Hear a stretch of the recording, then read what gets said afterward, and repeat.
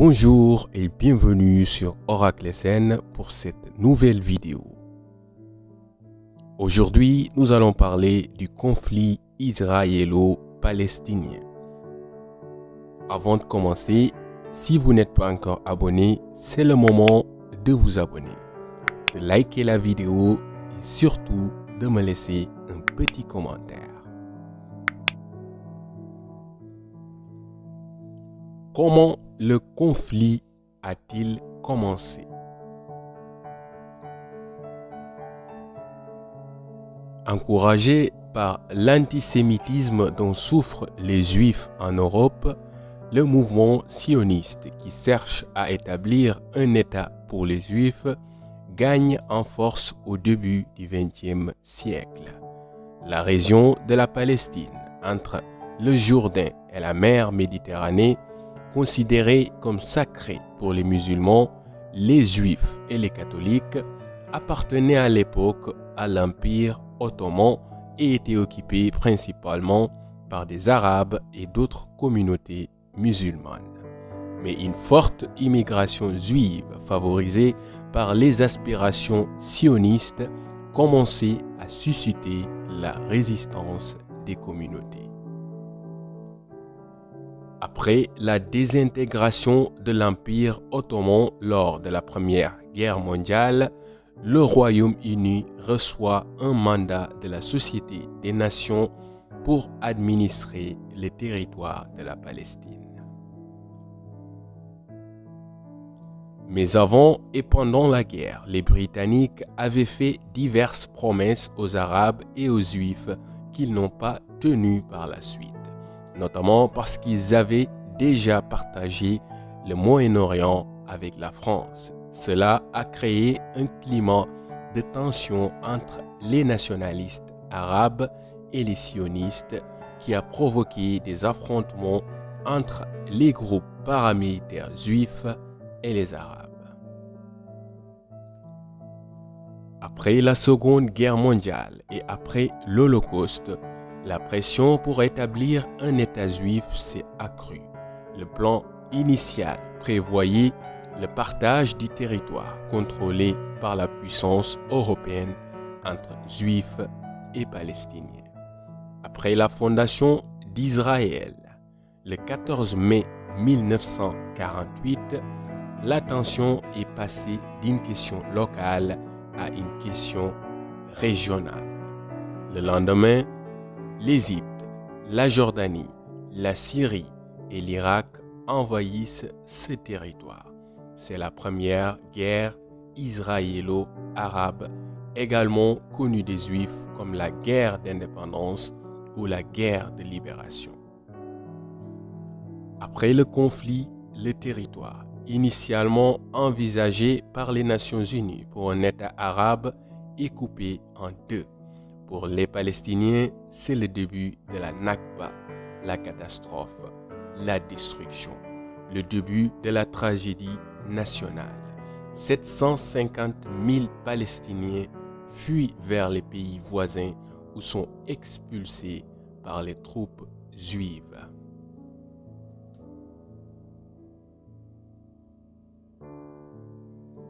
Mais 1948 ne sera pas la dernière confrontation entre les Arabes et Juifs. En 1956, une crise à propos du canal de Suez opposera l'État d'Israël à l'Égypte, qui ne se définira pas sur le champ de bataille, mais par la pression internationale sur Israël, la France et l'Angleterre. Mais les combats auront le dernier mot en 1967, lors de la guerre des 6 jours.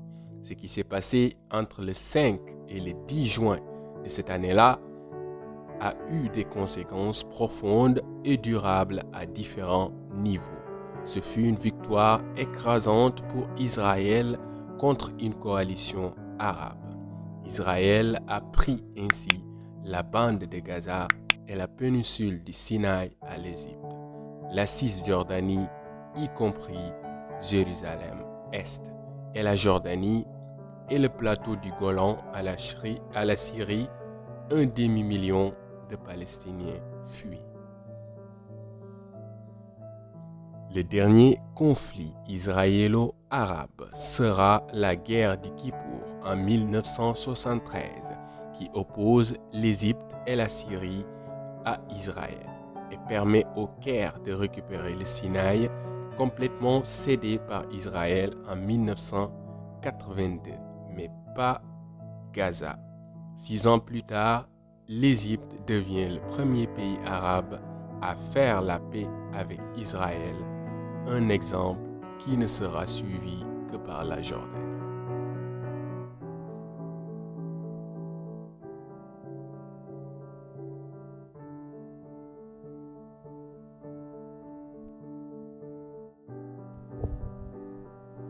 Pourquoi Israël a-t-il été fondé au Moyen-Orient?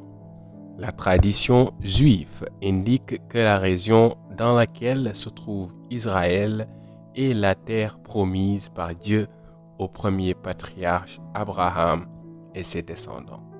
La région a été envahie dans les temps anciens par les Assyriens, les Babyloniens, les Perses, les Macédoniens et les Romains. Rome est l'empire qui a donné à la région le nom de Palestine et qui, 7 décennies après, le Christ a expulsé les Juifs de leur terre après avoir combattu les mouvements nationalistes qui cherchaient l'indépendance. Avec la montée de l'islam au 7e siècle de notre ère, la Palestine a été occupée par les Arabes, puis conquise par les croisés européens. En 1516, la domination turque est établie et durera jusqu'à la Première Guerre mondiale lorsque le combat britannique est imposé. Le comité spécial des Nations Unies sur la Palestine a assuré dans son rapport à l'Assemblée générale du 3 septembre 1947 que les motifs pour lesquels un État juif devait s'établir au Moyen-Orient étaient centrés sur des arguments fondés sur des sources bibliques et historiques. La déclaration Balfour de 1917, dans laquelle le gouvernement britannique se déclare en faveur d'un foyer national pour les Juifs en Palestine, et le mandat britannique sur la Palestine. À la suite de l'Holocauste nazi contre des millions de Juifs en Europe avant et pendant la Seconde Guerre mondiale, la pression internationale s'est accrue pour la reconnaissance d'un État juif. Ne parvenant pas à résoudre la polarisation entre le nationalisme arabe et le sionisme, le gouvernement britannique porte la question devant l'ONU. Le 29 novembre 1947, l'Assemblée générale approuve un plan de partage de la Palestine qui recommande la création d'un État juif indépendant et d'un État arabe, ainsi qu'un régime spécial pour la ville de Jérusalem. Le plan est accepté par les Israéliens, mais pas par les Arabes qui y voient une perte de leur territoire.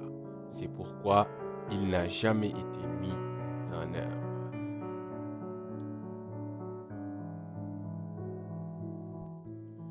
Les Palestiniens et les Israéliens ont-ils jamais signé des accords de paix? Après la création de l'État d'Israël et le déplacement de milliers de personnes qui ont perdu leur maison, le mouvement nationaliste palestinien a commencé à se regrouper en Cisjordanie et à Gaza, contrôlés respectivement par la Jordanie et l'Égypte, et dans des camps de réfugiés créés dans d'autres États arabes.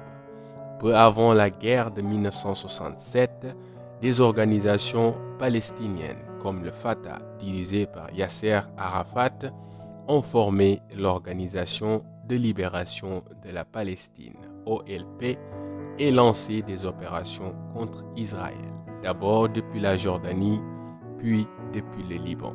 Mais ces attaques comprenaient également des attentats contre des cibles israéliennes sur le territoire européen sans faire de distinction entre les avions, les ambassades ou les athlètes.